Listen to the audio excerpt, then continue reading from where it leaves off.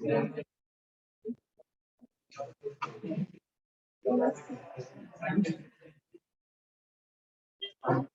ये ब्रेक बातें करने का ब्रेक मिल जाता होगा नहीं क्या नेक्स्ट क्लास में क्या होना है या कुछ डाउट है तो आप डाउट तो डिस्कस नहीं करोगे, बाकी दूसरी चीजें डिस्कस करोगे क्लास।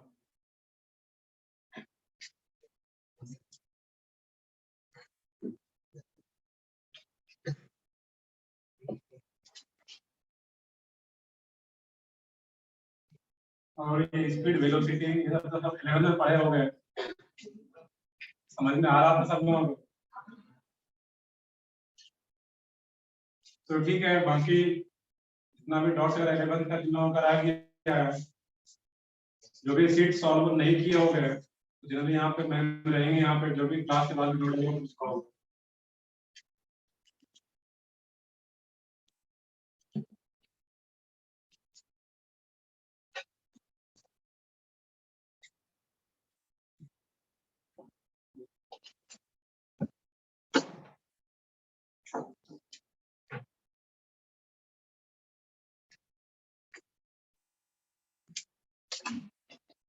तो पढ़ के आ रहे थे। इसमें इलेक्ट्रोफिलिक चैप्टर स्टार्ट किए हुए थे।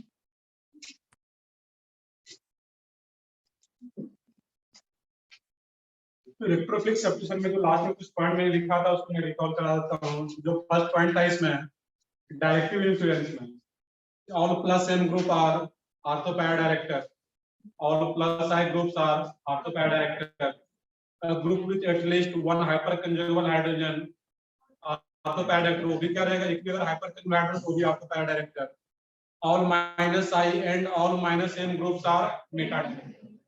एक लास्ट पॉइंट था halogen is a deactivator but it is ortho para director. तो जो हेलोजन का केस था वो एक स्पेशल केस है वहां पे, देखो लास्ट वाले को समझो वहां पे। तो लास्ट पॉइंट था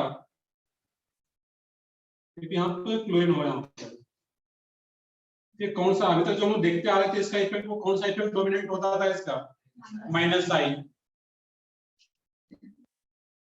और माइनस अगर आ रहा है यहाँ पे एक्टिवेटर और डीएक्टिवेटर अभी हम लोग देखेंगे उस चीज को, बट यहाँ पे ये माइनस आई आ रहा है। तो जो एक्टिवेटर और डीएक्टिवेटर टर्म आ रहा है, तो डीएक्टिवेटर होने का मीनिंग ये है माइनस आई जो ग्रुप आ रहा है सीएल इलेक्ट्रॉन को अपनी तरफ ये अट्रैक्ट करेगा बेंजीन से, और एक ऐसा एटम और ग्रुप जो कि बेंजीन से अपने तरफ इलेक्ट्रॉन एक्सेप्ट कर रहा है, दैट मींस हम लोग क्या बोलेंगे डीएक्टिवेटर, जो कि बेंजीन को डीएक्टिवेट कर रहा है।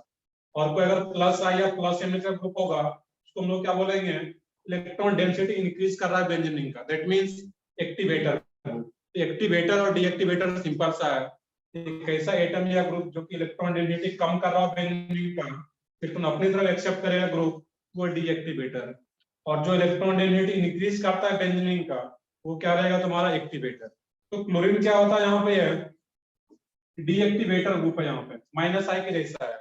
तो माइनस आई के जैसा आ रहा है, इसका फिर क्या होना चाहिए था, ये मेटा डायरेक्टर जो कि पॉइंट में पहले लिखे हुए हैं। बट जो हाइड्रोजन है वो एक स्पेशल केस होता है यहाँ पे, क्योंकि ये जो आ रहा है माइनस आई, बट इसके पास क्या होता है यहाँ पे लोन पेयर भी तो है।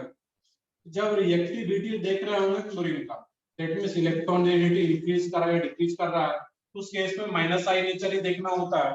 लेकिन जब डायरेक्टिव इन्फ्लुएंस देखते हैं वहां पे, वो क्या देखेंगे उसका प्लस एम नेचर। थोड़ा सेंटेंस को रीड करो, देखो सारा कुछ मैंने लिखा रखा उस पॉइंट में। Halogen is a deactivator but it is ortho para director because reactivity is decided on the basis of its minus I effect, उसके minus I effect के basis पे, while orientation is decided on the basis of its plus I effect। तब इसके orientation की बात करते हैं यहाँ पे, इसके पास लोन पेयर भी है, और जब लोन पेयर आ रहा है तो ये अपने लोन पेयर इसके साथ कंजुगेशन में देगा, दैट मींस जब ओरिएंटेशन देखते हैं तो उस टाइम क्या देखेंगे प्लस है। बोलो सर प्लस है क्यों, क्योंकि इसके पास लोन पेयर आती है, प्लस नेचर भी शो कर सकता है। तो जब ओरिएंटेशन देखेंगे तो उस टाइम में उसका प्लस नेचर देखेंगे, और जब प्लस नेचर आ रहा है तो कैसा डायरेक्टर हो जाता है, ऑर्थोपैराडायरेक्टर, जो कि फर्स्ट पॉइंट ही आ रहा है। जब इसका एक्टिविटी देख रहे होंगे, इलेक्ट्रॉन डेंसिटी डिक्रीज कर रहा है इंक्रीज कर रहा है, उस केस में माइनस आई। तो सिर्फ ओरिएंटेशन देखने के लिए प्लस एम नेचर देखेंगे हम लोग हाइड्रोजन का, और जब प्लस एम नेचर देखेंगे दैट मींस क्या हो जाता है ऑर्थोपैराडायरेक्टर। और प्लस एम ऑर्थोपैराडायरेक्टर ही क्यों होता है, इसका मैंने रिजल्ट पिछले क्लास में कुछ बताया हुआ था कि कोई भी अगर प्लस एम ग्रुप है, उसका जब रेजोनेटिंग स्ट्रक्चर ड्रॉ करोगे तो नेगेटिव चार्ज कहाँ कहाँ जाता है, आर्थ और पैरा पे नेगेटिव चार्ज, दैट मींस वो आर्थो पैरा डायरेक्ट ग्रुप आपका ग्रुप है। हाइड्रोजन का एक स्पेशल केस है, ये तुम्हें याद रखना पड़ेगा। इसका जो डायरेक्टिव इन्फ्लुएंस होता है वो क्या रहता है, तुम्हारा आर्थो पैरा डायरेक्ट है। बट जब रिएक्टिविटी देखेंगे तो वहां पे माइनस आई नेचर ही डोमिनेट रहता है, जो हम लोग देखते आ रहे हैं। तो सिर्फ ओरिएंटेशन इलेक्ट्रोफाइल किस पोजीशन पे जाकर के ऐड होगा एज कंपेयर टू क्लोरीन के रेस्पेक्ट में, तो क्लोरीन के रेस्पेक्ट में किस पोजीशन पे जाएगा, तो आर्थो और पैरा पे जाएगा। नेक्स्ट पॉइंट है इसमें, यहाँ पे कुछ टर्म आता है यहाँ पे एक्टिवेटर और डीएक्टिवेटर से रिलेटेड। तो सबसे पहले यहाँ पे अगर उसको कैटेगराइज करें, strong activator, strong activator group.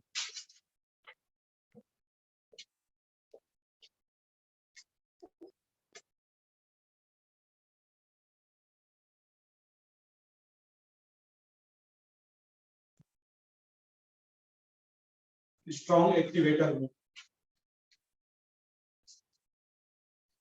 तो मैंने स्ट्रॉन्ग एक्टिवेटर ग्रुप, मैंने एक्टिवेटर का भी मीनिंग बताया था। एक्टिवेटर किस ग्रुप को एक्टिवेटर बोलेंगे हम लोग, जो बेंजीन का इलेक्ट्रॉन डेंसिटी इंक्रीज करता है, सिंपल सा। तो जो बेंजीन इलेक्ट्रॉन डोनेट करेगा, इलेक्ट्रॉन डेंसिटी इंक्रीज करता है, वो क्या रहेगा, एक्टिवेटर। और जो इलेक्ट्रॉन डेंसिटी बेंजीन का कम करे वो क्या रहेगा, डीएक्टिवेटर। अब यहाँ पे आ रहा है कि एक्टिवेटर ग्रुप तो रहेगा, अब स्ट्रॉन्ग एक्टिवेटर ग्रुप, जो जो बेंजीन का डेंसिटी सबसे ज्यादा इंक्रीज करेगा, जो सबसे ज्यादा इलेक्ट्रॉन डोनेट करेगा, उस ग्रुप को क्या बोलेंगे, स्ट्रॉन्ग एक्टिवेटर ग्रुप। यहाँ पे जो ऑर्डर रहेगा तुम्हारा, अगर कहीं O माइनस आ रहा है, अब यहाँ पे स्ट्रॉन्ग एक्टिवेटर में कौन कौन सा ग्रुप रहेगा, जो कि प्लस एम के ऑर्डर पे सबसे आगे आ रहा है, सिंपल सा। तो प्लस एम के ऑर्डर में आगे, जो अगर याद करो उसमें कुछ O माइनस आ रहा था, NH2, OH, OCH3 एक्सेट्रा। तो सिंपल सा मीनिंग, जो स्ट्रॉन्ग एक्टिवेटर को कौन कौन सा रहेगा, जो नेगेटिवली चार्ज रहेगा O माइनस, इससे भी आगे NH माइनस दे सकते हो यहाँ पे। ये ऑर्डर में इसलिए नहीं आ रहा है, सिंपली यहाँ पे देखने के NH माइनस, O माइनस, इसके पास भी लोन पेयर आ रहा है, सबके साथ नेचर का ग्रुप है इसमें है प्लस एम। और प्लस एम के ऑर्डर में जो आगे आ रहा था, दैट मींस वही क्या होगा, स्ट्रॉन्ग एक्टिवेटर, वही इलेक्ट्रॉन नेगेटिव सबसे ज्यादा इंक्रीज करेगा। नेक्स्ट है इसमें मॉडरेट एक्टिवेटर,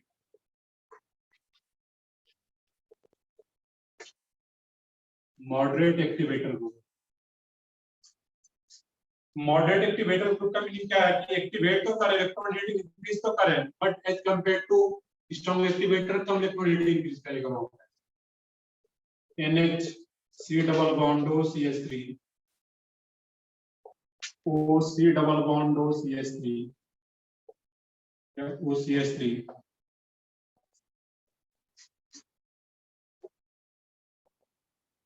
अब यहाँ पे कुछ सोच भी सकते हो, यहाँ बोल सकते हो सर NH2 को तो, और ये फ्री बॉन्ड का मीनिंग क्या है यहाँ पे, आगे जो मैं फ्री बॉन्ड लगा रहा हूँ आपके इसमें, इसका मीनिंग वो पांचवा ग्रुप से कनेक्टेड होगा बेंजीन रिंग से। फ्री बॉन्ड का मीनिंग क्या है, किसी फ्री बॉन्ड के थ्रू वो बेंजीन से कनेक्टेड होगा, लेकिन यहाँ पे OH, OH का मतलब क्या होता है, वो किसी बेंजीन से कनेक्टेड होगा, वो इस टाइप से। तो फ्री बॉन्ड का मीनिंग है वो किसी बेंजीन से कनेक्टेड होगा। अब आगे सोचना यहाँ पे कि NH2 को स्ट्रॉन्ग, और यहाँ भी तो नाइट्रोजन पे ही लोन पेयर आ रहा है और यहाँ भी नाइट्रोजन पे ही लोन पेयर आ रहा है, तो NH2 को मैंने स्ट्रॉन्ग का कैटेगरी में क्यों रखा है यहाँ पे, और ये क्या आ रहा है, वीक मॉडरेट आ जा रहा है NHC डबल बॉन्ड और CH3, क्योंकि लोन पेयर क्या है, C डबल बॉन्ड के साथ भी कंजुगेशन, और जब इसके साथ कंजुगेशन में है तो बेंजीन को इलेक्ट्रॉन डोनेट करने का टेंडेंसी क्या होगा, इसका कम होगा, जबकि NH2 में सिर्फ और सिर्फ जो लोन पेयर है वो बेंजीन को ही इलेक्ट्रॉन डोनेट करेगा, दैट मींस ये स्ट्रॉन्ग एक्टिवेटर। बाकी सबका लॉजिक सेम है, यहाँ पर भी जो लोन पेयर आ रहा है बेंजीन को तो इलेक्ट्रॉन डोनेट करेगा ही है, साथ में इधर भी इलेक्ट्रॉन डोनेट कर रहा है, और जब इधर भी कंजुगेशन में आ रहा है तो बेंजीन को इलेक्ट्रॉन डोनेट करने का टेंडेंसी कम हो जाएगा वहां पे, दैट मींस ये सब क्या आ रहा है, मॉडरेट एक्टिवेटर और वीक एक्टिवेटर।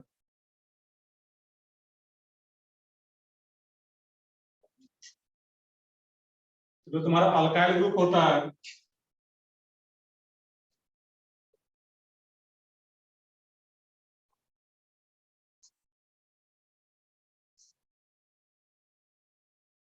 जो भी अल्काइल ग्रुप है, R लिखने में सबका जो भी alkyl group, methyl, ethyl, propyl, वो सब क्या रहेगा उसमें तुम्हारा वीक एक्टिवेटर, क्योंकि इलेक्ट्रॉनिक इंक्रीज तो करेगा प्लस साइन से या हाइपर कंजुगेशन से, बट वो क्या रहेगा वीक एक्टिवेटर की कैटेगरी। अब इसी तरीके से स्ट्रॉन्ग डीएक्टिवेटर,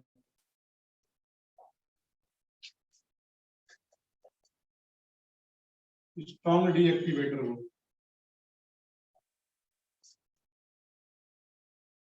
अब स्ट्रॉन्ग डीएक्टिवेटर का मीनिंग क्या है कि जो सबसे ज्यादा इलेक्ट्रॉन को डिक्रीज करे बेंजीन का, NO2, SO3H, NH3+, etc. Moderate deactivator,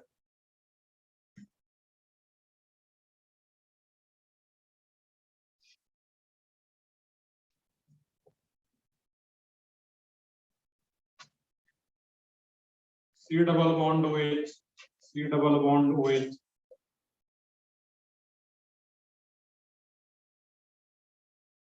Cn, COCl, etc.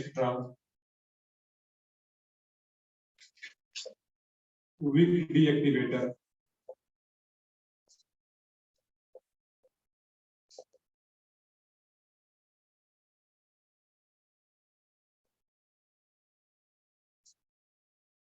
तो मॉडरेट ये स्ट्रॉन्ग डीएक्टिवेटर में कौन कौन सा रहेगा जो माइनस के ऑर्डर में आगे रहेगा,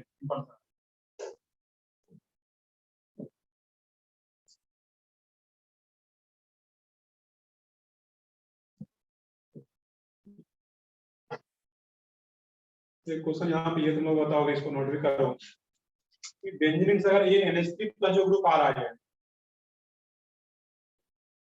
ये NH3+ ग्रुप बेंजीन के रेस्पेक्ट में कौन सा इफेक्ट लगाएगा? डीएक्टिवेटर तो है, इसका इफेक्ट कौन सा रहेगा? वो माइनस एम, माइनस एम के लिए कंडीशन क्या था? माइनस एम का कंडीशन क्या होता था?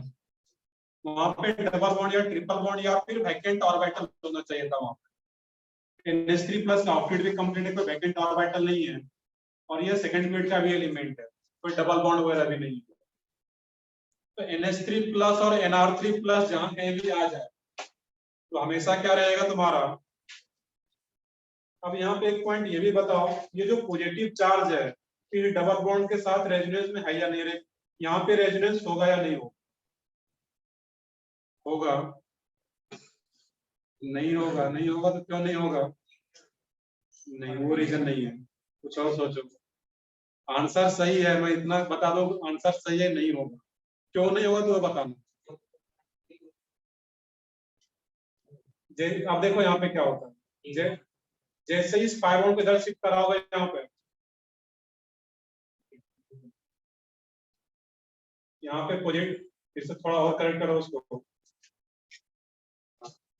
नाइट्रोजन कितना बॉन्ड बना लिया? 5 बॉन्ड। टोटल इलेक्ट्रॉन कितना होगा नाइट्रोजन के पास?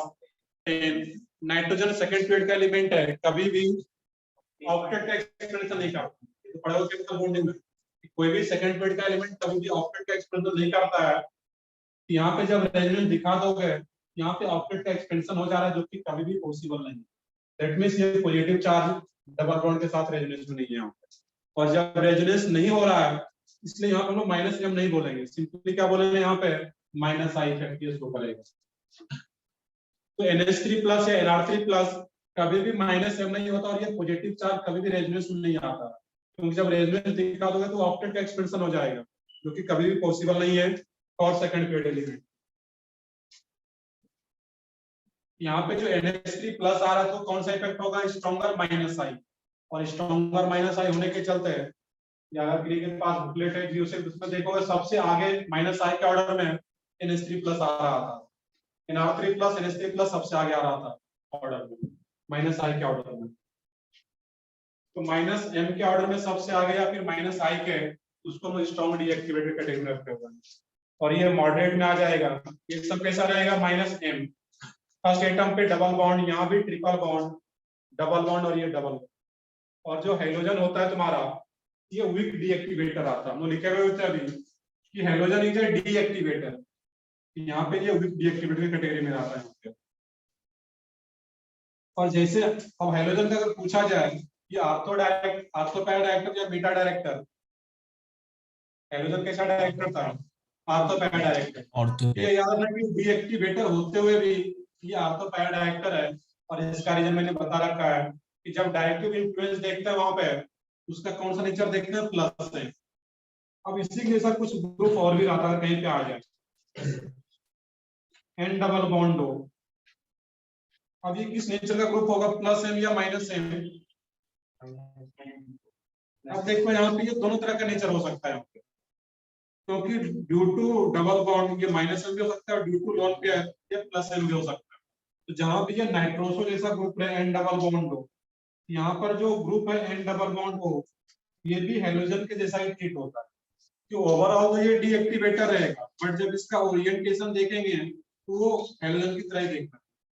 NO को बिल्कुल हेलोजन की तरह ट्रीट करना, बस इतना याद रखना। इसके साथ एक और ग्रुप आता है S डबल बॉन्ड ONE।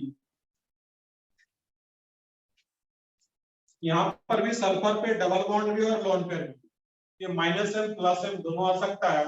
इस दोनों का जो बिहेवियर है सेम एज हाइड्रोजन, इसमें क्या रखना है? Same as hydrogen.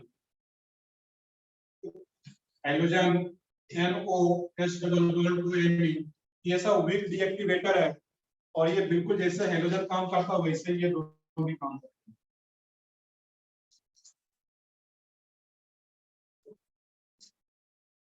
ये नाइट्रोसो ग्रुप है, इसका कुछ स्पेसिफिक नेम अगर देना चाहो, ऐसा कुछ फंक्शनल ग्रुप आता नहीं है यहाँ पे। H double bond Ame methyl sulphide group, sulphoxide group जैसा बता सकते हैं हम, क्योंकि लोग पढ़े हुए थे यहाँ पे CH3।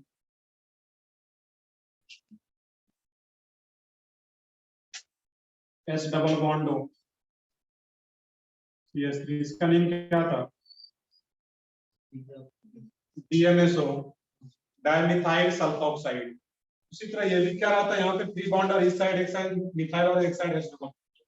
ऐसा ग्रुप कभी अगर लगा दिया जाए तो हम देखना कि लोन पेयर भी है और डबल बॉन्ड, तो वहां पे कंफ्यूजन हो सकता था कि प्लस है या माइनस है। तो जैसा ये दोनों ग्रुप कहीं आता है जो क्लियर केस में आएगा, उसको सोचना है कि वो कैसे सोचेंगे? सेम एज हेलोजन, जो हेलोजन का बिहेवियर, और हेलोजन का हम लोग पॉइंट देख चुके हैं, उसका बिहेवियर क्या रहता है। जब रिएक्टिविटी की बात करेंगे तो माइनस आई, ओरिएंटेशन देखना हो तो फिर प्लस नेचर देखते हैं।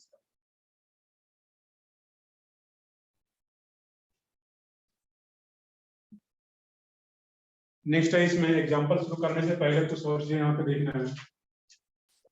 तो जो हम लोग डायरेक्टिव इन्फ्लुएंस का ऑर्डर कुछ पॉइंट्स लिखे थे वो किसके लिए लिखे हुए थे? मोनो सब्स्टिट्यूटेड के लिए। देखो उसमें जो हम लिखे हुए थे डायरेक्टिव इन्फ्लुएंस में कुछ 5-6 पॉइंट, तो किसके अलावा था? Mono substituted. नेक्स्ट है इसमें डाई सब्स्टिट्यूटेड।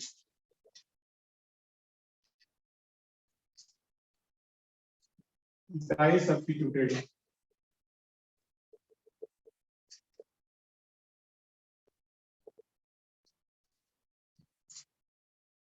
डाई सब्स्टिट्यूटेड इसमें कुछ पॉइंट्स है उसको नोट करना है यहाँ पे।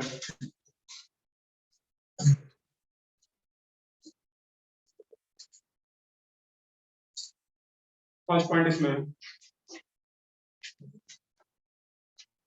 if two activator group are present, if two activator group are present,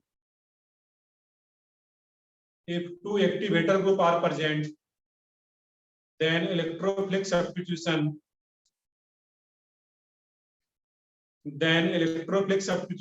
takes place. Then electrophilic substitution takes place with respect to strong activator group. With respect to strong activator group.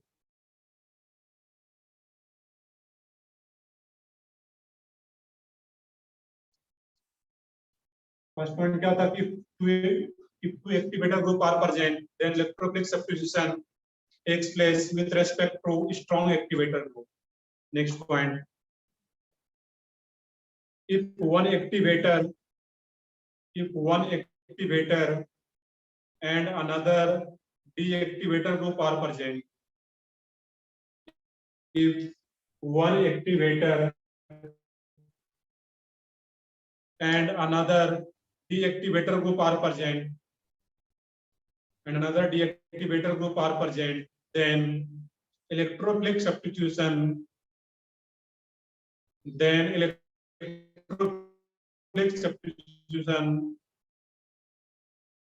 takes place. Electrophilic substitution takes place with respect to activator group. Then electrophilic substitution takes place with respect to activator group.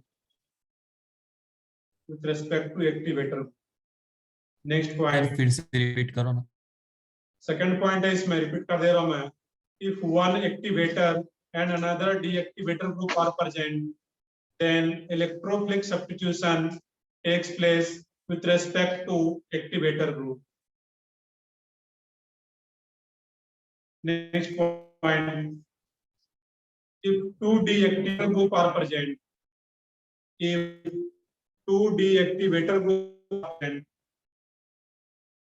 if two deactivator are present,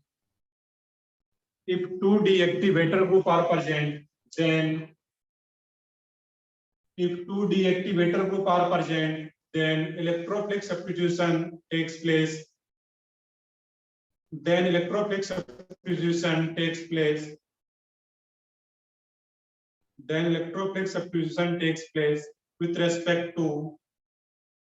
respect to strong deactivator group.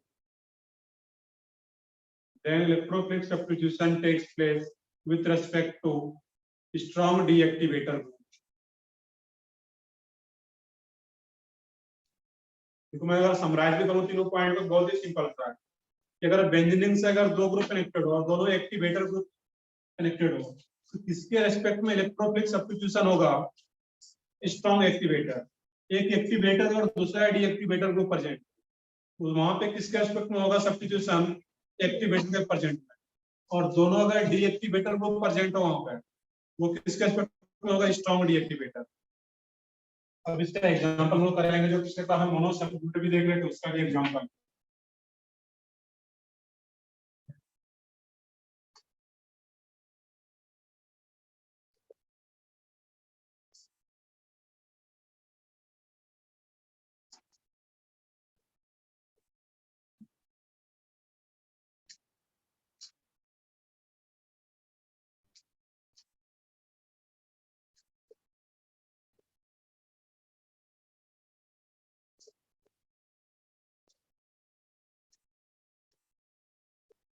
तो इसमें करना क्या, और भी example देखेंगे, but यहाँ पे पहले देख लोगे.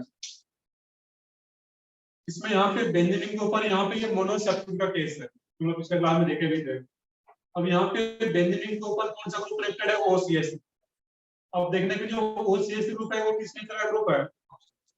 Plus M. स्ट्रॉन्ग एक्टिवेटर तो है यहाँ पे. तो जब मोनो सब्स्टिट्यूटेड ग्रुप होगा तो उसमें स्ट्रॉन्ग ग्रुप देखने की बहुत ज्यादा जरूरत नहीं होती. जो मुझे लिखे हुए थे स्ट्रॉन्ग, मॉडरेट और डीएक्टिवेटर, और डायल सब्स्टिट्यूट के केस में मेनली यूज किया जाए. यहाँ पे देखना है कि OCS थी और मैंने पोजीशन दे रखा है 1 2 3. ये 1 तो ये भी 1 2, ये तो सेम है. ये 1 2 3 जो OCS ग्रुप के रेस्पेक्ट में जो इलेक्ट्रोफाइल आकर के ऐड होगा वो किस पोजीशन पे जाएगा तो वो बताना है. यहाँ पर ortho para director that means 1 and 3. अब उसमें भी अगर पूछा जाए कि 1 and 3 में भी ऑर्थोपैरा तो रहेगा, दैट मींस 1 and 3 दोनों पे इलेक्ट्रोफाइल आकर के ऐड होगा. 1 और 3 में भी अगर पूछा जाए कि बेटर पोजीशन इलेक्ट्रोफाइल का ऐड होने का कौन सा रहेगा, तो तुम्हारा थर्ड रहता है. 1 क्यों नहीं? उस केस में 1 भी हो सकता है, बट इन जनरल 1 पे जब इलेक्ट्रोफाइल ऐड होने के लिए आएगा, यहाँ पे जो ग्रुप प्रेजेंट है उसके साथ उसका रिपल्सन होगा, और रिपल्सन होने के चलते आर्थो पे नहीं आके वहां पे पैरा पोजीशन पे मेजर प्रोडक्ट बनाता है. वहां पे इससे ध्यान से सुनोगे कि आर्थो पैरा डायरेक्टर तो है, 1 पे भी आएगा और 3 पे भी आएगा, दोनों जगह पॉइंट बनेगा, बट मेजर कौन सा रहेगा इन जनरल? थर्ड वाला, क्योंकि यहाँ पे रिपल्सन कम होगा जो इलेक्ट्रोफाइल आएगा, और यहाँ पे रिपल्सन ज्यादा होगा. बट जब कुछ एडिशनल कंडीशन हो उस केस में मेजर प्रोडक्ट आर्थो वाला भी बन सकता है. और वो कौन सा एडिशनल कंडीशन होगा? जब इंट्रामोलर एच बॉन्डिंग बन रहा हो. कुछ याद आ रहा है? इंट्रामोलर एच बॉन्डिंग पढ़े होगे केमिकल बॉन्डिंग में, जो इंट्रामोल एच बॉन्डिंग होता है, आप लोग जीओसी में भी पढ़े हुए हैं, तो इंट्रामोल एच बॉन्डिंग मेनली किस पोजीशन पे रहेगा, आर्थो पे ही होता है। तो जब आर्थो पोजीशन में कुछ इंट्रामोल एच बॉन्डिंग की हिस्सा यहाँ पे बन पाएगा, उस केस में मेजर आर्थो भी हो सकता है। बट इन जनरल वो क्या बोलेंगे वहां पे थर्ड पोजीशन, क्योंकि थर्ड पे क्राउडिंग कम होगा, रिपल्सन कम होगा, दैट मींस मेजर कहां पे आ जाता है, थर्ड। इसका आंसर क्या आता है, थर्ड। उसी तरीके से यहाँ पे देखना है कि CF3 के रेस्पेक्ट में 1 2 3 पोजीशन है, किस पोजीशन पे आके इलेक्ट्रोफाइल ऐड हो। अब पहले तो उसका नेचर पता करना है कि CF3 किस नेचर का ग्रुप है। हम बताओ सब लोग, माइनस आई, ये पता, मैंने कल ही बताया था कि एग्जांपल CCF3 या CF3 का, तो CF3 हो या CCF3, तीन तीन कनेक्टेड, स्ट्रॉन्गर माइनस आई। और अगर माइनस आई हो तो कैसा डायरेक्ट रहेगा, माइनस आई हमेशा कैसा डायरेक्ट रहेगा, मेटा डायरेक्ट। माइनस आई माइनस एन मेटा, इतना ही तो याद रखना। तो माइनस आई अगर मेटा डायरेक्ट में जो इलेक्ट्रोफाइलेट होगा वो कहां पे आएगा, सेकंड पोजीशन पे। बस ये जो भी एग्जांपल मैं दे रहा हूं आपके पास, उसमें वही पोजीशन बताना है कि बेस्ट पोजीशन क्या रहेगा उसमें।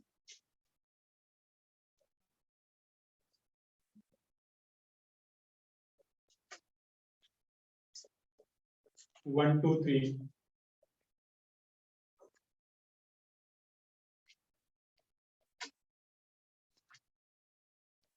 1 2 3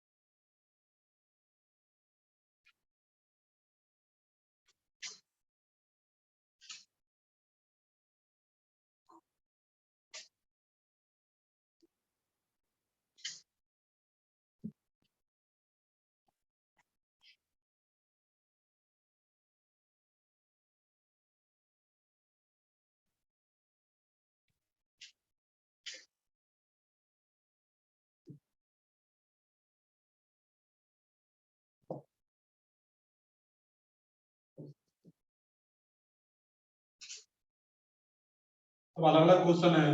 अब इसमें बस क्वेश्चन बताना है कि बेस्ट क्वेश्चन कौन सा है इलेक्ट्रोफाइल का ऐड होने का। तो नोट करो, स्टार्टिंग का मोनो सब्स्टिट्यूटेड है, बाद में डाई सब्स्टिट्यूटेड भी आ रहा है।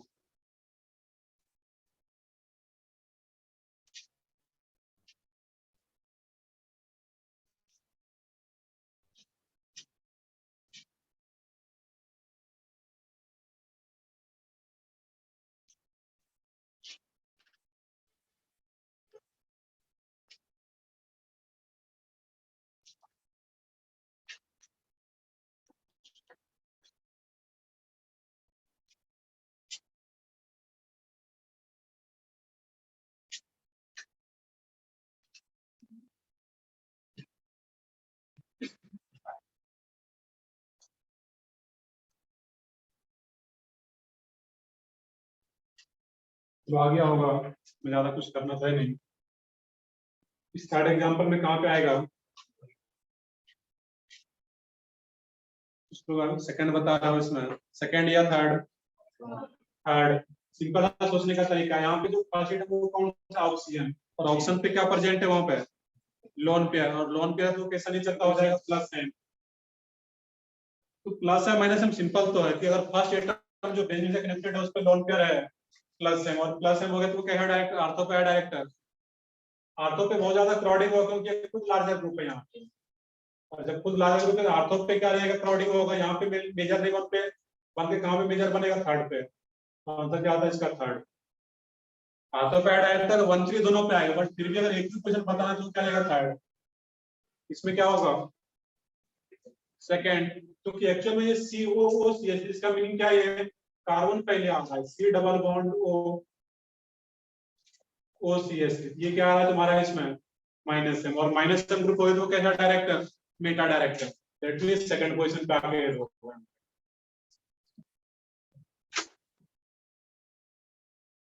इस एग्जांपल में क्या रहेगा यहाँ पर, यहाँ पर भी क्या रहेगा, थर्ड क्लोरीन डीएक्टिवेटर है, बट ये स्पेशल केस है, तो पैड एक्टर ही होगा, दैट मींस वो क्या रहेगा, थर्ड। अब इसमें सोचना है, यहाँ पे सोचो, इसमें दो ही पोजीशन है, 1 2 ही है, यहाँ थर्ड है ही नहीं यहाँ पे, मतलब फिर थर्ड आ रहा है वहां पे, क्वेश्चन के ध्यान से देखना है इसमें, ओ CH3 आ रहा है यहाँ पे। अब देखो सोचोगे यहाँ पे, इसमें दो ग्रुप प्रेजेंट है, एक OCH3 जो कि एक्टिवेटर है, और ये भी एक्टिवेटर है CH3 भी, बट दोनों में से स्ट्रॉन्ग एक्टिवेटर कौन सा है, OCH3, और अगर ये स्ट्रॉन्ग एक्टिवेटर है तो इसके रेस्पेक्ट में सब्स्टिट्यूशन होगा, इलेक्ट्रोफाइल एड होगा वहाँ पे। तो बोलते हैं इलेक्ट्रोफाइल एड होता है, बट एक्चुअल में वो सब्स्टिट्यूशन हो रहा होता है, H को सब्स्टिट्यूट करता है इलेक्ट्रोफाइल। ये जो OCH3 स्ट्रॉन्ग एक्टिवेटर है इसके रेस्पेक्ट में एड होगा, और ये कैसा डायरेक्टर होता है, ऑर्थो पैरा, इसके रेस्पेक्ट में पैरा तो ब्लॉक, अब तो ऑप्शन नहीं बचता तो फर्स्ट पोजीशन पे आएगा, इसके रेस्पेक्ट में आप सोचते हैं, इसका आंसर क्या आता है यहाँ पे, फर्स्ट। तो सोचने का तरीका ये था, ध्यान में देख लोगे, ये भी एक्टिवेटर, ये भी एक्टिवेटर, दोनों में से स्ट्रॉन्ग एक्टिवेटर कौन सा, OCH3 प्लस नेचर के कारण, और ये सिंपली प्लस और HC कैटेगराइज कर रखा है, CH3 कैसा रहा था, वो एक एक्टिवेटर, और ये स्ट्रॉन्ग, तो जो स्ट्रॉन्ग एक्टिवेटर है उसके रिस्पेक्ट में इलेक्ट्रोफिलिक सब्स्टिट्यूशन कराते हैं, और वो किस पोजीशन पे आएगा, यहाँ पे 1, क्योंकि थर्ड पैरा तो ब्लॉक है, इसमें क्या आएगा, 1 ही आएगा, क्योंकि इसमें एक एक्टिवेटर और दूसरा डीएक्टिवेटर, NO2 माइनस एम और ये प्लस है, एक एक्टिवेटर और दूसरा डीएक्टिवेटर अगर आ रहा है यहाँ पे, तो जो सेकंड पॉइंट लिखा है तो किसके रेस्पेक्ट में ऐड करता है, वहां पे एक्टिवेटर के रेस्पेक्ट में, और ये एक्टिवेटर के रेस्पेक्ट में ऐड करते हैं, ये आर्थो पैरा डायरेक्टर, पैरा तो ब्लॉक है, एक ही पोजीशन बच जाता है आर्थो, इसमें किस पोजीशन पे आएगा, अब देखो इसमें NO2 किस नेचर ग्रुप है, ये भी माइनस एम और ये भी माइनस एम, दोनों डीएक्टिवेटर है, और जब दोनों डीएक्टिवेटर होता है तो फिर किसके रेस्पेक्ट में वो ऐड करता है वहां पे, स्ट्रॉन्ग डीएक्टिवेटर, दोनों में से स्ट्रॉन्ग डीएक्टिवेटर कौन सा है, NO2, और NO2 के रेस्पेक्ट में ऐड करेंगे, और NO2 कैसा डायरेक्टर होता है, मेटा डायरेक्टर, माइनस में दैट मींस मेटा डायरेक्टर, इसके रेस्पेक्ट में मेटा पे आएगा, दैट मींस सेकंड।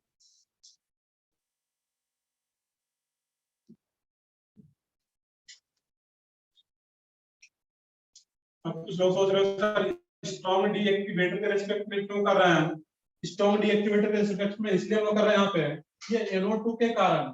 अब देखो यहाँ पे C और NO2, मैंने पिछले क्लास में NO2 का ये एग्जांपल लेकर के बताया हुआ था कि NO2 का अगर रेजोनेटिव स्ट्रक्चर ड्रॉ करोगे तो पॉजिटिव चार्ज कहाँ कहाँ क्रिएट करता है, वो आर्थ और पैरा पे, तो ये 1 और इस पोजीशन 3 पे करता है वहां पे, बट 2 पे कोई पॉजिटिव चार्ज नहीं आ रहा है यहाँ पे, और 2 पे कोई पॉजिटिव चार्ज नहीं आ रहा है, और CN के रेस्पेक्ट में अगर देखोगे रेजोनेंस ड्रॉ करोगे तो वो भी आर्थो और पैरा पे पॉजिटिव चार्ज क्रिएट होगा, तो पॉजिटिव चार्ज कम क्रिएट, जहाँ पे सबसे ज्यादा अभी भी इलेक्ट्रॉन डेंसिटी है, इसके रेस्पेक्ट में सबसे इलेक्ट्रॉन डेंसिटी यहाँ पे ज्यादा रहेगा, दैट मींस यहाँ पे ये सेकंड आ पाता है।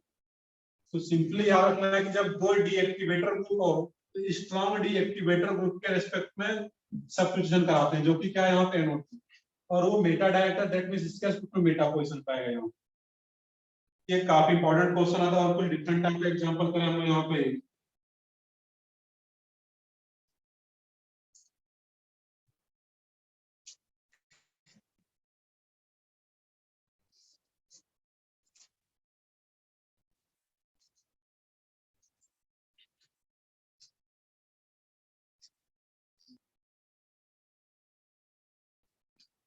अब इसमें सबसे बेस्ट पोजीशन चूज करना है कि इलेक्ट्रोफिलिक सब्स्टिट्यूशन इलेक्ट्रोफाइल कहाँ पर आकर के ऐड होगी,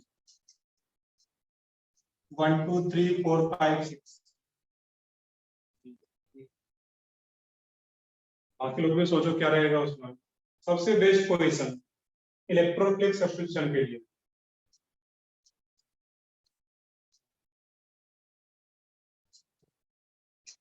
सही है, जो लोग सोच रहे हो उससे बाकी लोग भी सोचो कैसे आ रहा वहां पे।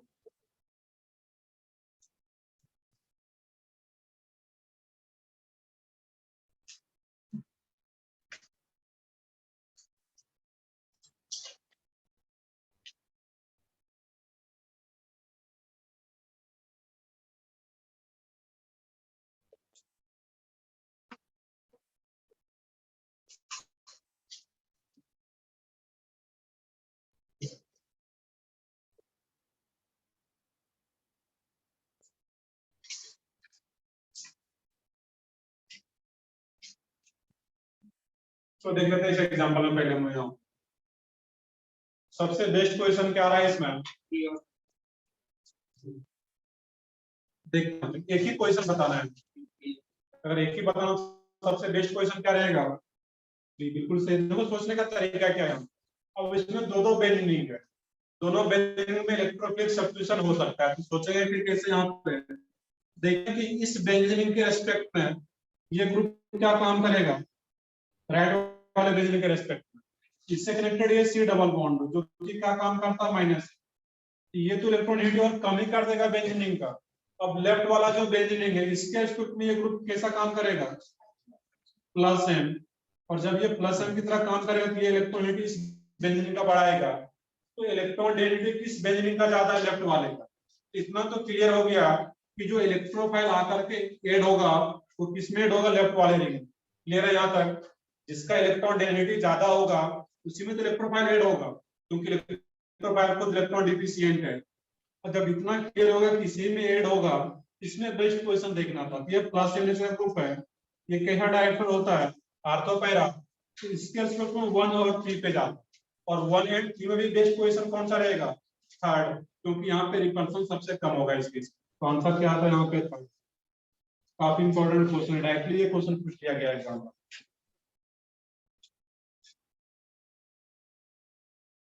क्लियर है यहाँ पे? सोचने का तरीका ये देखना था कि इस रिंग के लिए ये माइनस एम और इस रिंग के लिए प्लस एम। तो प्लस एम जो आ रहा है वो इलेक्ट्रॉन डेंसिटी इंक्रीज करेगा, दैट मींस इसी रिंग में इलेक्ट्रोफाइल आकर के।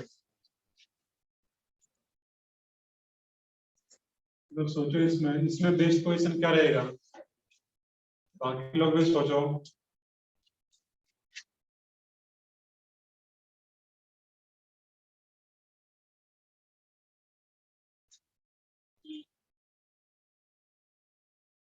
देखो इसमें सोचने का तरीका क्या था यहाँ पे। तो सबसे पहले यहाँ पे अगर पूछा जाए कि इलेक्ट्रॉन डेंसिटी किस बेंजीनिंग का ज्यादा है, लेफ्ट या राइट, राइट वाले बेंजीनिंग का इलेक्ट्रॉन डेंसिटी सबसे ज्यादा होगा, क्योंकि राइट वाले रिंग में क्या आ रहा है यहाँ पे,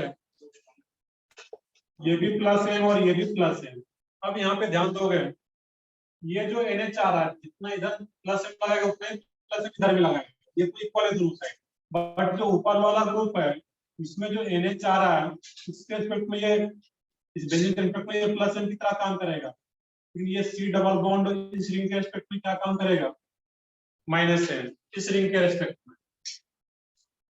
तो यहाँ पे जो इलेक्ट्रॉन डेंसिटी होगा, तो राइट वाला जो बेंजीन रिंग है इसमें दो दो प्लस एम नेचर का ग्रुप लगा हुआ है, लेकिन इसमें एक प्लस एम और एक माइनस एम भी लगा हुआ है। तो इलेक्ट्रॉन डेंसिटी किसका ज्यादा होगा, राइट वाले रिंग, क्योंकि इसमें दो दो प्लस एम नेचर का एक ग्रुप लगा हुआ है, दोनों डोनर ग्रुप ये यहाँ। अब यहाँ पे देखना था कि किसके रेस्पेक्ट में ऐड करें, ये NH और ये NH, दोनों में से स्ट्रॉन्ग एक्टिवेटर कौन सा रहेगा, नीचे वाला जो NH आ रहा है, क्योंकि ऊपर वाला जो NH है ये इसके साथ भी कंजुगेशन में यहाँ। अब बोलो सर एक क्वेश्चन ये भी आ सकता है, सर ये भी नाइट्रोजन का लोन पेयर तो इस बेंजीन के साथ कंजुगेशन में है यहाँ पे, but C double bond O strong acceptor होता है एज कंपेयर टू बेंजीन। ठीक है, होता है यहाँ पे strong acceptor as compare to benzene. यहाँ का जो NH है वो इस सी डबल बॉन्ड O के साथ कंजुगेशन में यहाँ पे है, दैट मींस इस NH के रेस्पेक्ट में ऐड करना था यहाँ पे। और इस NH के रेस्पेक्ट में जो कि प्लस एम नेचर ग्रुप है, ये कैसा डायरेक्टर होगा यहाँ पे, आर्थो पैरा डायरेक्टर। इसके रेस्पेक्ट में एक आर्थो तो ब्लॉक है, दूसरे आर्थो पे प्रोडीनी होगा, इसके रेस्पेक्ट में मेनली कहाँ पे चला जाएगा, पैरा पे, जो कि क्या रहेगा इसमें, 7th पोजीशन।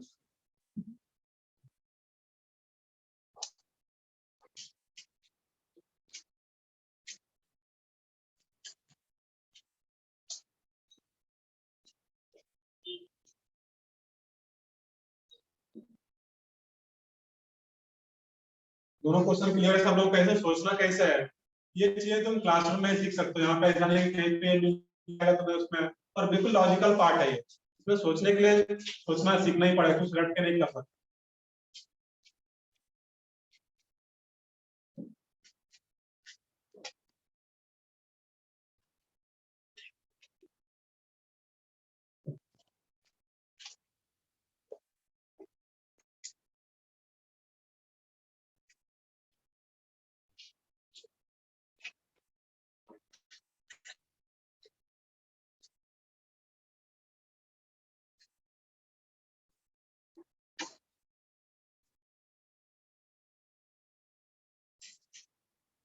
इसमें किस पोजीशन पे आकर क्रिएट होगा यहाँ 1 2 3 4 5 6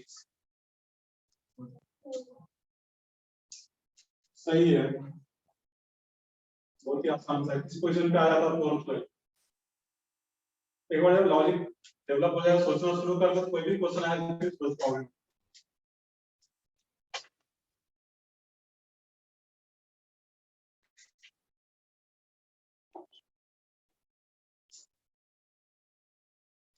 एक और एग्जांपल है इसमें लास्ट, सोच के बताओ क्या चाहिए।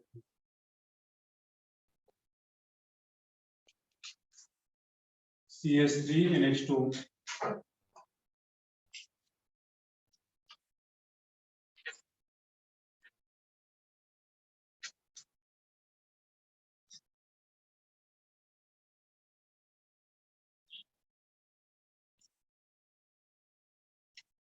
CH3 NO2 कर लो इसको, ठीक है NO2।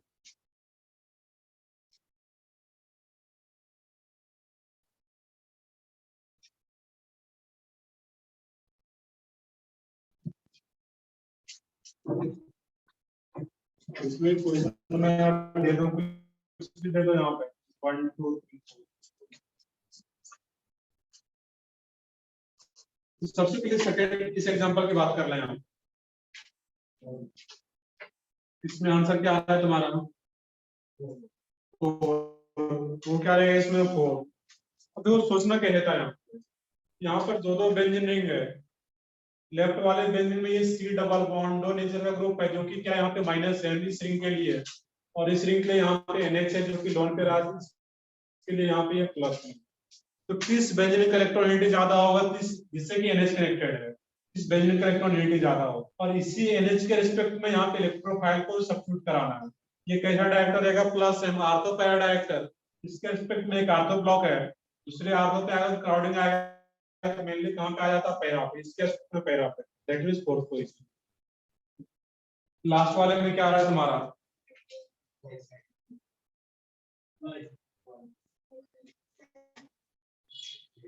सेकंड। ये क्या सोचना यहाँ पे है। अब इसमें देखना कि CH3 तो दोनों में कॉमन है, दोनों बेंजीन में, इसमें भी CH3 इसमें भी CH3। अब एक NO2 और एक Cl है यहाँ। अब यहाँ पे एक ही बेंजीन में, यहाँ पे दो बेंजीन है यहाँ पे। ये एक NO2 और एक Cl। ये NO2 को ज्यादा डीएक्टिवेट कर देगा इस बेंजीन को, इलेक्ट्रॉनिक ज्यादा कम कर देगा। साइकिल पर ये भी काम करेगा, डीएक्टिवेट तो करेगा बट इसी बेंजीन का इलेक्ट्रॉनिक ज्यादा। इतना तो क्लियर हो गया। पहले इसी बेंजीन में सब्स्टिट्यूशन होगा। दो पार्ट में इसको सोचना है। ये CH3 और NO2, CH3 Cl, NO2 और Cl इलेक्ट्रॉनिटी ज्यादा कम कौन करेगा? बेंजीन का ये ज्यादा कम कर देता है क्योंकि स्ट्रॉन्गर माइनस M है। और इस बेंजीन का अगर इलेक्ट्रॉन डेंसिटी ज्यादा है, तब यहाँ पे सोचना कि Cl और CH3 में किसके रिस्पेक्ट में हम लोग, एक ये एक्टिवेटर और ये डीएक्टिवेटर, और जब एक एक्टिवेटर और दूसरा डीएक्टिवेटर हो, किसके रिस्पेक्ट में करता है वहां पे लोग? एक्टिवेटर। तो एक्टिवेटर Cl इसके रिस्पेक्ट में कैसा रहेगा? Ortho para direct. और जब आर्थो पैरा डायरेक्टर होगा तो इसके रिस्पेक्ट में पैरा तो ब्लॉक है, एक आर्थो भी ब्लॉक है, तो एक ही प्रोबेबिलिटी बच जाता है कि ये सेकंड पोजीशन जो कि इसके रिस्पेक्ट में आर्थो है। तो आंसर क्या आता है? सेकंड। इस तरह का कोई भी क्वेश्चन अगर आता है तो उसमें सोच सकते हो। बिल्ली जो हम लोग पढ़ाना है, रिएक्शन जो पढ़ाना है वो अभी स्टार्ट करते हैं, वो बेसिक से पढ़ा देते हैं, इलेक्ट्रोफिलिक सब्स्टिट्यूशन।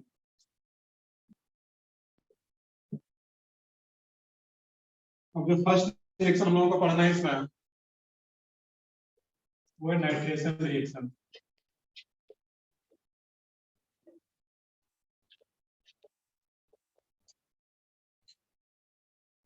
और काफी इंपॉर्टेंट रिएक्शन है ये नाइट्रेशन,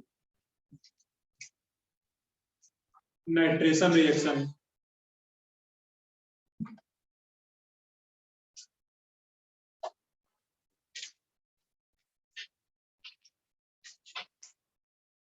अब इसमें करते क्या यहाँ पे, जो लोग पढ़ रहे हैं electrophilic substitution, that means benzene का।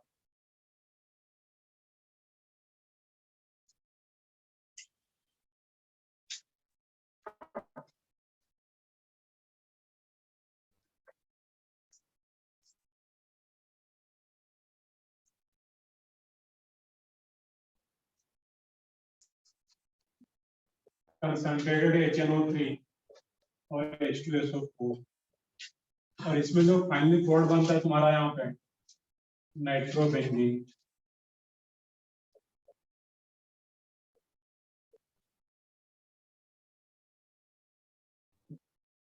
तो सबसे पहले तो नाइट्रेशन रिएक्शन में क्या होता है, जो रिएजेंट यूज किया जाता है कंसंट्रेटेड HNO3 और H2SO4, और इसका रिएक्शन किसके साथ कराते हैं हम लोग, बेंजीन के साथ। और जब इसका रिएक्शन होता है बेंजीन के साथ तो जो फाइनली प्रोडक्ट बनाता है वो क्या रहता है, नाइट्रोबेंजीन। तो फाइनल प्रोडक्ट नाइट्रो ग्रुप आकर के ऐड होता है यहाँ पे बेंजीन के ऊपर, जिसको क्या बोलता है वो यहाँ पे नाइट्रेशन रिएक्शन। अब इसका मिक्सअप भी देखना कि वो एक्चुअल में कैसे हो रहा होगा।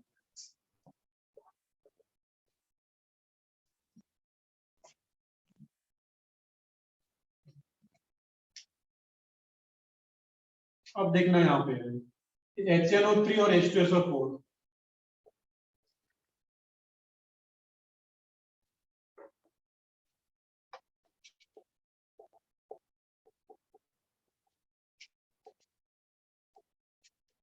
नाइट्रिक एसिड और सल्फ्यूरिक एसिड, दोनों में से स्ट्रॉन्गर एसिड कौन सा है,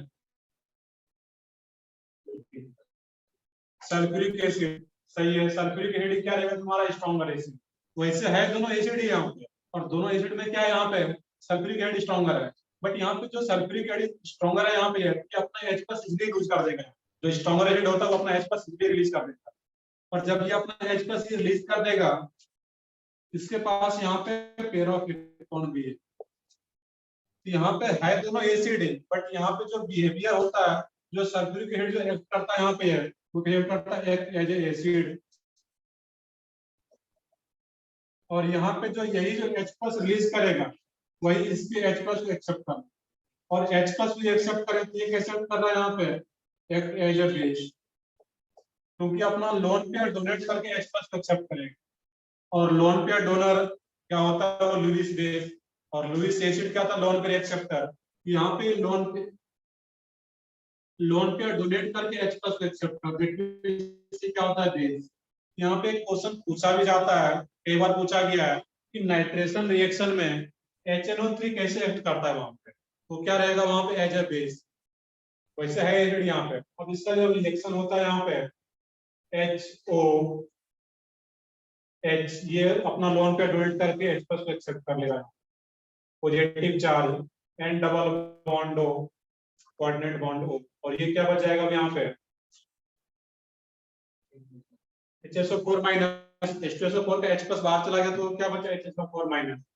अब देखना यहाँ पे, अभी जैसे ऑक्सीजन पे पॉजिटिव चार्ज आ गया यहाँ पे, तो वैसे इलेक्ट्रॉन का वैल्यू ज्यादा था ऑक्सीजन का, लेकिन जैसे पॉजिटिव चार्ज आ गया, अब ये नॉर्मल टेम्परेचर पे भी वाटर बन के यहाँ से बाहर चला जाता है H2O, और एक लोन पेयर पहले से है, और जब ये वाटर बन के यहाँ से बाहर जाता है, बॉन्ड का जो दोनों इलेक्ट्रॉन है वो लेकर के बाहर चला जाता है, तभी न्यूट्रलाइज हो पाता बाहर, क्योंकि यहाँ पे पॉजिटिव चार्ज है, एक इलेक्ट्रॉन एक्स्ट्रा लेकर के आएगा तभी ये न्यूट्रलाइज होकर बाहर जा पाएगा।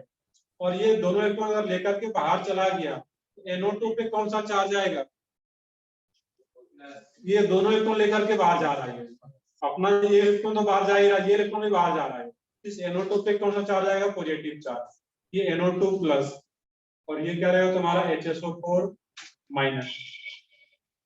अब यहाँ पे क्या होता है इसमें, फिर से अगर दूसरा अगर H2SO4 का मॉलिक्यूल यूज किया जाए यहाँ पे, अब जो H2O आ रहा है यहाँ पे, फिर से ये H2O H2SO4 से H प्लस को एक्सेप्ट कर लेगा यहाँ पे, और ये H2SO4 से H प्लस को एक्सेप्ट करके क्या बनेगा, hydronium ion plus NO2 plus plus HSO4 minus.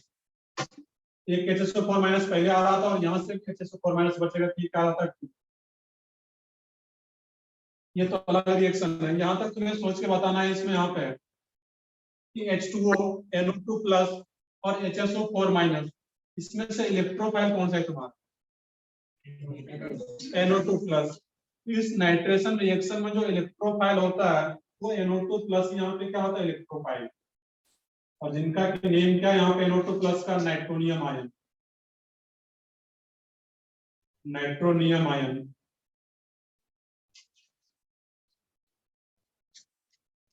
इसका नेम इस जो रिएक्शन होता है नाइट्रेशन रिएक्शन, इसमें इलेक्ट्रोफाइल की तरह कौन काम करता है? नाइट्रोनियम आयन, जो कि क्या है NO2+।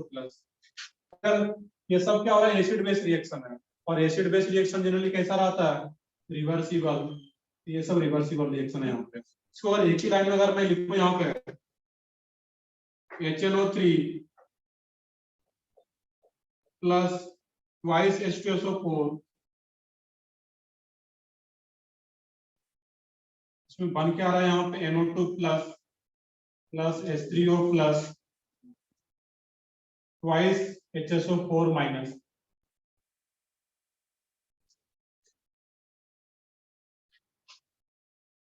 इसी रिएक्शन को मैंने ऊपर डिटेल में लिखा हुआ है। नाइट्रिक एसिड कैसे करता है? एज बेस, एक एसिड की तरह आ रहा है यहाँ पे, और ये H प्लस एक्शन होता है एसिड बेस रिएक्शन। तो फाइनली यहाँ पे जो NO2 प्लस बनता है, ये क्या यहाँ पे इलेक्ट्रोफाइल। तो नोट को आगे देखते हैं यहाँ पे। और मुझे फाइनली इलेक्ट्रोफाइल ही चाहिए है, क्योंकि इलेक्ट्रोफिलिक सब्स्टिट्यूशन ही कराना है यहाँ पे।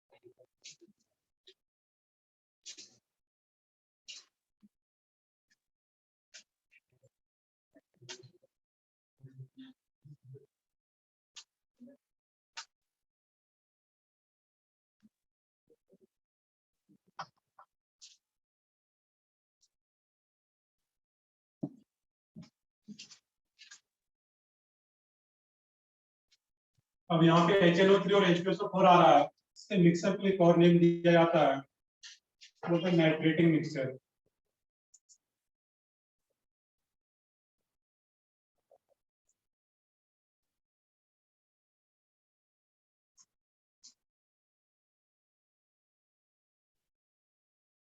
ये तो मिक्सचर हम लोग देख ही रहे हैं, बट हमें डायरेक्टली याद रखना है पहले कि जब बेंजीन का रिएक्शन कंसंट्रेटेड HNO3 और H2SO4 के साथ होता है, तो फाइनली क्या बनता है प्रोडक्ट? नाइट्रोबेंजीन। वो कैसे बना तो वो देख रहे हैं हम। तो सबसे पहले, और इसके मिक्सचर के बीच से भी क्वेश्चन पूछा गया, नीट में भी, मेंस में भी पूछा जाता है, तो मिक्सचर भी इसका इंपॉर्टेंट है। और यहाँ पे मिक्सचर में जो नाइट्रिक एसिड का बिहेवियर होता है वो एज ए बेस एक्ट करता है यहाँ पे, और ये एज ए एसिड, और बाकी ये मिक्सचर देख रहे हैं यहाँ पे। और इस नाइट्रेशन रिएक्शन में इलेक्ट्रोफाइल क्या होता है? NO2+, ये भी याद रखना है। इसका नेम क्या है? Nitronium ion. अब इसी में क्वेश्चन पूछा गया यहाँ से, इसी नाइट्रेशन रिएक्शन में HSO4 is added in the nitration reaction,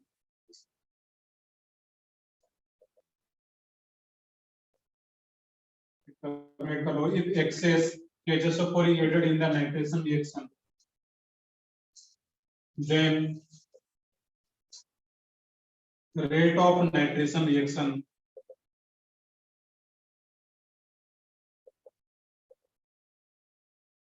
option है तुम्हारे पास, स्लो हो जाएगा, फास्ट हो जाएगा, या फिर अनचेंज रहेगा रेट ऑफ रिएक्शन जो होगा यहाँ पे ओवरऑल रिएक्शन। देखो मैं थोड़ा एक्सप्लेन करता हूँ इसमें करना क्या है। अब यहाँ पे देखना है कि यहाँ पे इस इक्विलिब्रियम को देखो, तुम पढ़ चुके हो केमिकल इक्विलिब्रियम पूरा, आईएनबी भी पढ़ चुके हो। इस यहाँ पे इक्विलिब्रियम बन पा रहा है कि जो रिएक्शन हो रहा है HNO3 H2SO4 और ये बन क्या रहा है NO2+। तो जितना ज्यादा NO2+ बनने का रेट होगा उतना ही रेट ऑफ नाइट्रेशन रिएक्शन भी ज्यादा होगा। यहाँ पे देखना है जो NO2+ उसका बनने का रेट क्या होगा। यहाँ पे इसी इक्विलिब्रियम को ध्यान से देखो, इसी इक्विलिब्रियम में क्या ऐड किया जा रहा है कि HSO4 ऐड किया जा रहा है। ऐड क्या जा रहा है इसमें, ये excess HSO4 is added in the nitration reaction. तो HSO4 ऐड करने का मीनिंग क्या है, इनडायरेक्टली क्या ऐड किया जा रहा है, ये K+ और HSO4- ionic bond area potassium आ रहा है, तो K+ और HSO4- इनडायरेक्टली क्या ऐड किया जा रहा है इसमें, HSO4-। और ऐसा कुछ पढ़े हुए प्रिंसिपल आता है केमिकल इक्विलिब्रियम में, ली चैटलर प्रिंसिपल। क्या होता है ली चैटलर प्रिंसिपल, कुछ याद हो? नेम तो सुना सुना सा लग रहा है, तो सुने हुए 11th में ली चैटलर प्रिंसिपल। सही है, उसमें सब लोगों को पता भी है, देख लोगे इसमें। अब इसमें HSO4- ऐड किया जा रहा है। HSO4- तुम्हारा किस साइड है यहाँ पे HSO4-। और अगर इसको एक्सेस में ऐड किया जाए इक्विलिब्रियम की साइड शिफ्ट हो जाएगा बैकवर्ड, और जब इक्विलिब्रियम बैकवर्ड शिफ्ट हो जाएगा क्योंकि ये HSO4- ऐड किया जा रहा है, और जब इक्विलिब्रियम बैकवर्ड शिफ्ट हो जाएगा तो NO2+ बनने का रेट क्या होगा, कम हो जाएगा। और NO2+ बनने का रेट कम हो जाएगा, दैट मींस ओवरऑल रिएक्शन भी क्या हो जाएगा इसमें, स्लो हो जाएगा। तो रेट ऑफ रिएक्शन क्या होगा इसमें, स्लो।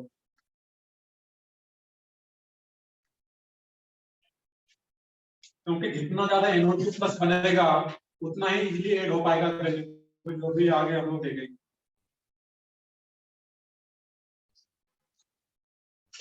ये तुम्हारा नीट का क्वेश्चन है 2017 या 18 में नीट में पूछा गया ये क्वेश्चन। ये रिएक्शन इनको पता है कि रिएक्शन में एक्चुअली क्या होता है, तो फिर ये क्वेश्चन आ पाता है।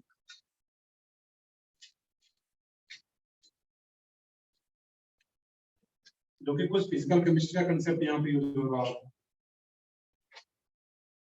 तो इसको तो नोट कर चुके होंगे स्टार्टिंग का यहाँ पे।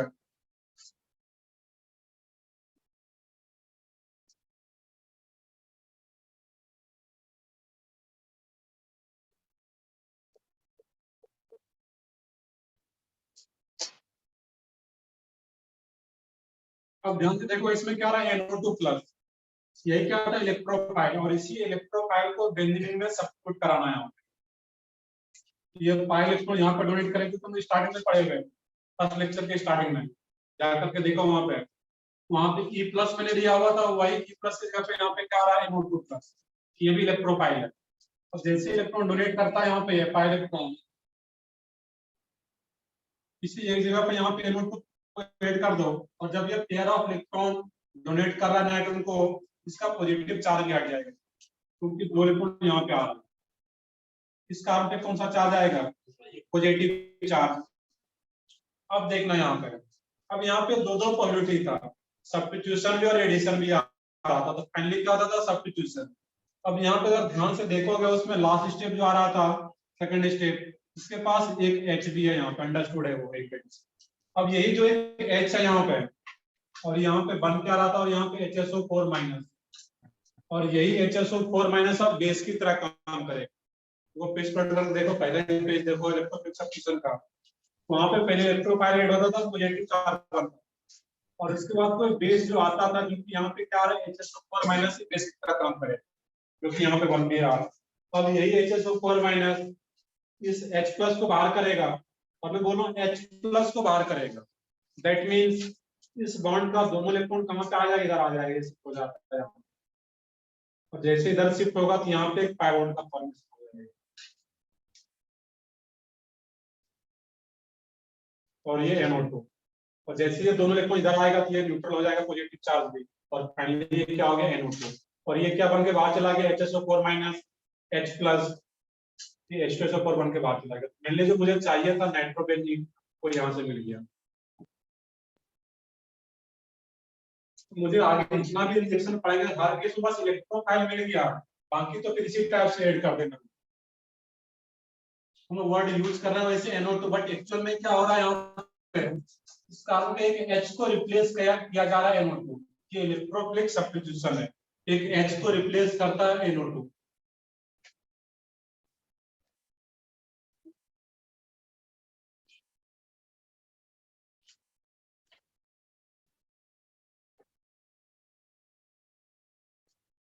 इसके कुछ एग्जांपल देखना है यहाँ पे।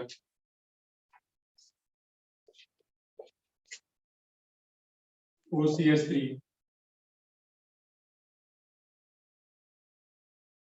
कंसंट्रेटेड लिखा रहा है सिंपली HNO3, HNO3 H2SO4 भी सिंपली आ रहा है, वो भी सेम काम करता है।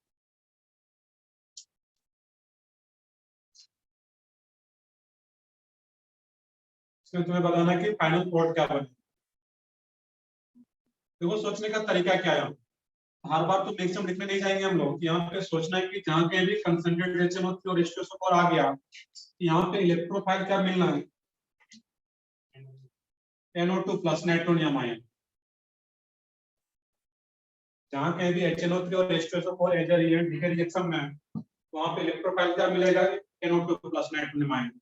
और यही कैसे काम करता है एज इलेक्ट्रोफाइल, और जब ये इलेक्ट्रोफाइल अगर आ गया, इसके रेस्पेक्ट में यहाँ पे सब्स्टिट्यूशन कराना है, किस पोजीशन पे जाएगा, पैरा पे थर्ड पे जाएगा, जो कि ऑलरेडी लोग पढ़ चुके हैं, तब यहाँ पे दोबारा उसको एक्सप्लेन करने की जरूरत नहीं है, ये किस पोजीशन पे आ जाता है, पैरा पोजीशन पे।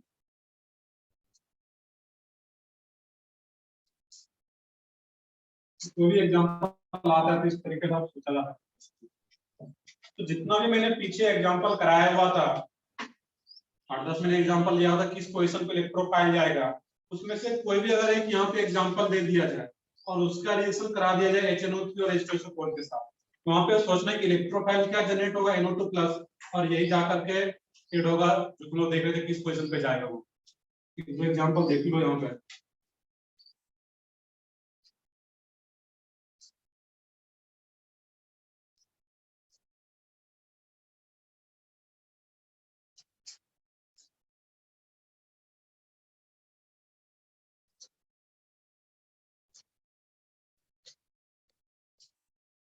H2SO4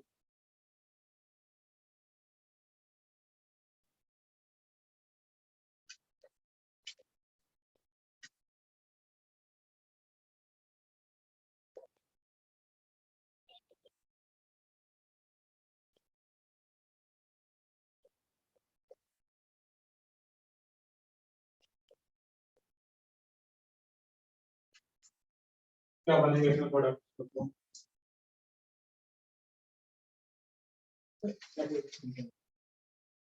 चलिए बिल्कुल उसमें पोजीशन ऑलरेडी पता है, हम बेसिक कर सकते हैं।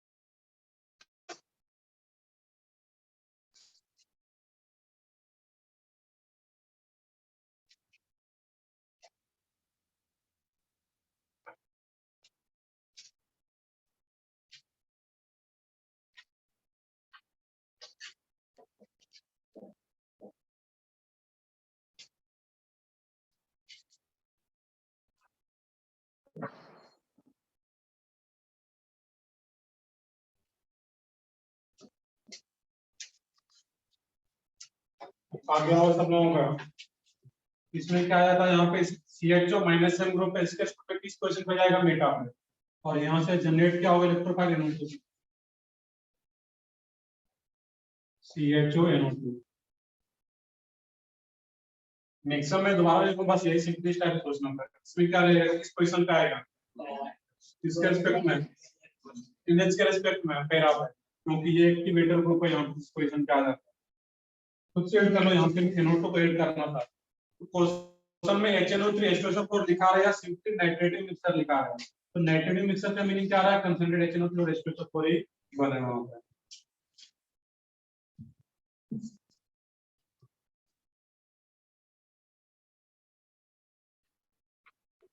नेक्स्ट एग्जांपल इसमें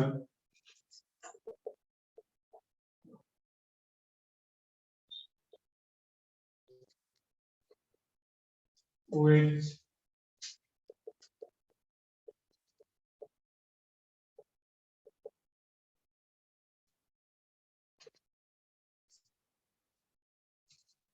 अब देखो, अगर दो HNO3 अगर दिया रहा है, सिर्फ HNO3 भी, अगर HNO3 सिर्फ है, एक HNO3 बेस की तरह ऐड करेगा और एक HNO3 एसिड पर, तो वहां से भी नाइट्रोजन आयन जनरेट हो पाता है।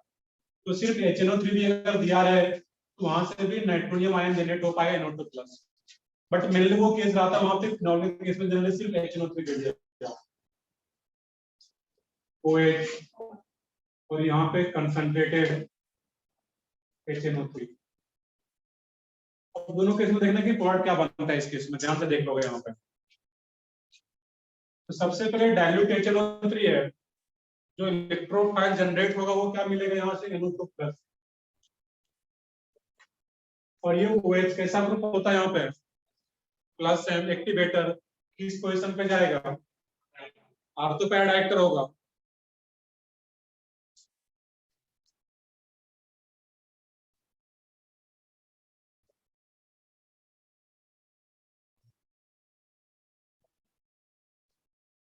मेटा पे तो नहीं जाएगा, आर्थो पैरा डायरेक्टर। अब तुम्हें बताना है कि दोनों पॉसिबल यहाँ पे है, दोनों में से मेजर कौन सा है।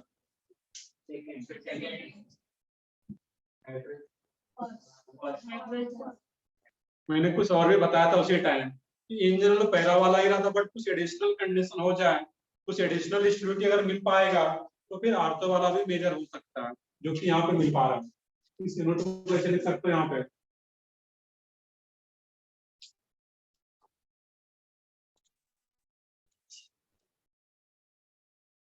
H N डबल बॉन्ड हो, कोऑर्डिनेट बॉन्ड हो।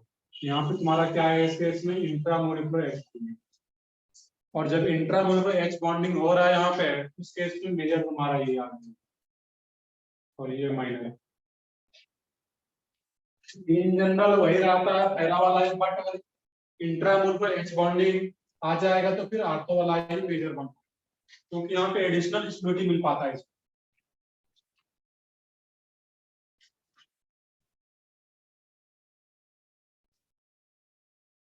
अब देखना, जब कंसंट्रेटेड HNO3 आ जाता है इस केस में, यहाँ से भी क्या जनरेट होगा, NO2+, बट ये कंसंट्रेटेड है। और जब कंसंट्रेटेड होता है तो ये डायरेक्टर कैसा होता है, आर्थो पैरा डायरेक्टर। आप देखना कि ये OH कैसा एक्टिवेटर है, स्ट्रॉन्ग या मॉडरेट या वीक। OH स्ट्रॉन्ग एक्टिवेटर है, और ये स्ट्रॉन्ग एक्टिवेटर ग्रुप भी है। HNO3 भी कंसंट्रेटेड लिया जा रहा है यहाँ पे। इसमें जो इलेक्ट्रोफिलिक सब्स्टिट्यूशन होता है वो तीनों पोजीशन पे हो जाता है, दोनों आर्थो और पैरा पे।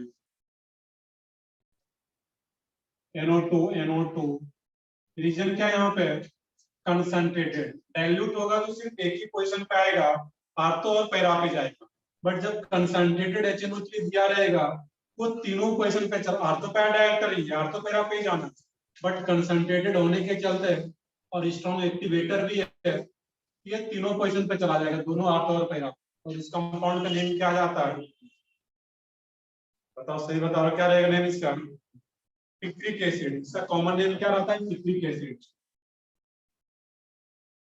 बाकी आईपीएस में तो 2,4,6 ट्राइनाइट्रोफिनॉल। कॉमन नेम क्या रहता है इसी कंपाउंड्स का, पिक्रिक एसिड।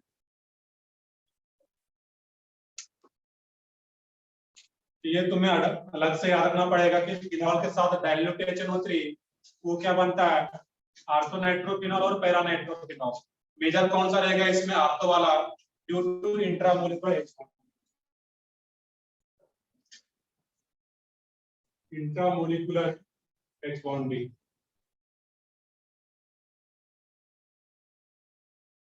और जब कंसंट्रेटेड HNO3 दे दिया जाए इसी में तो वो क्या बन जाएगा तुम्हारा पीटीके एसिड।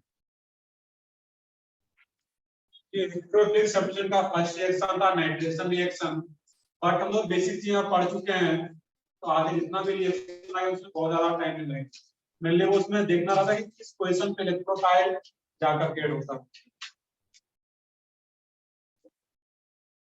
और कल भी लेक्चर बेंजीन टेस्ट में आ भी रहा है बेंजीन, बस क्लास में इसके लिए कुछ अलग से करने की जरूरत नहीं, जितना क्लास हम लोग कर रहे हैं इतना ही ध्यान से करो तो टेस्ट में जो भी एक दो क्वेश्चन इस पार्ट से आएगा वो कर पाओगे।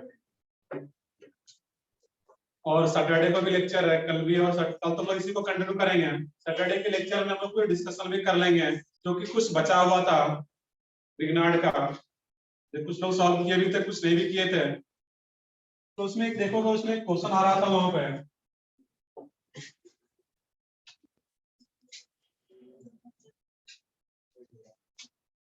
बुलेट लाइव का ग्रिग्नार्ड का,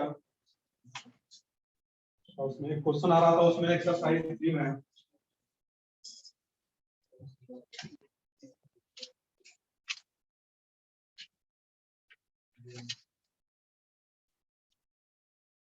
क्वेश्चन नंबर 12।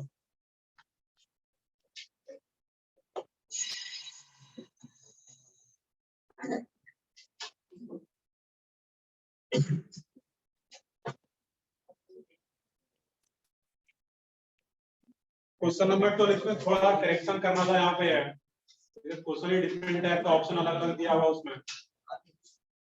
H2PDC देखने का ध्यान से, अगर H2PDC आ रहा है इस केस में तो C क्या होता है यहाँ पे चारकोल, कार्बन का ये रहता है वो इलेक्ट्रॉन, वो भी क्या रहता है चारकोल, तो C का मतलब क्या है यहाँ पे कार्बन जो कि चारकोल के फॉर्म में रहता है यहाँ पे।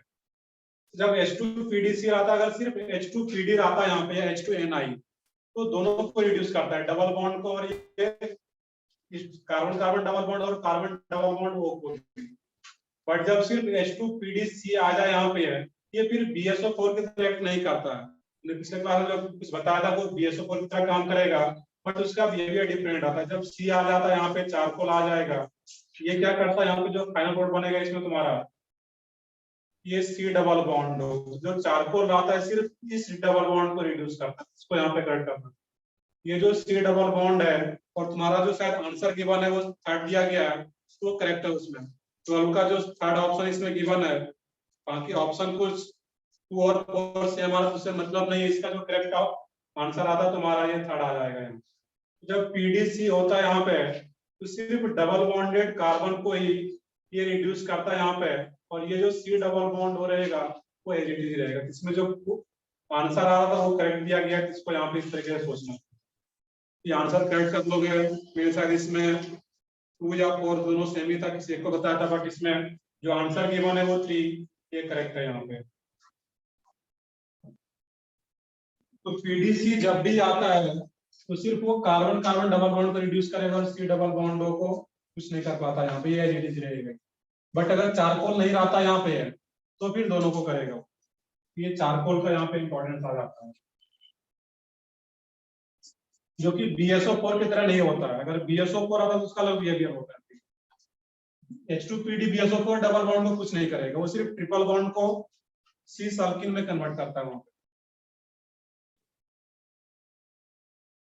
चलो बाकी लोग भी सॉल्व करो, इसमें तो कुछ करना ही नहीं है,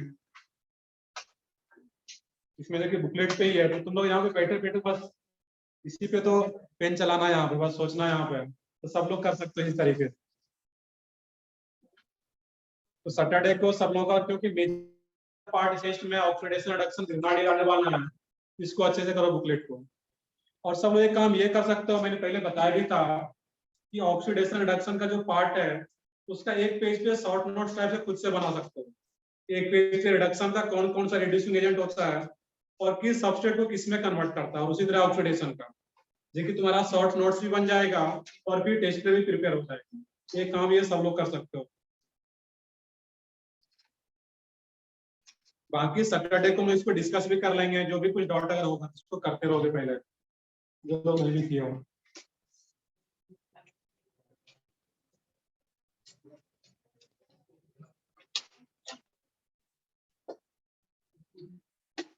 तो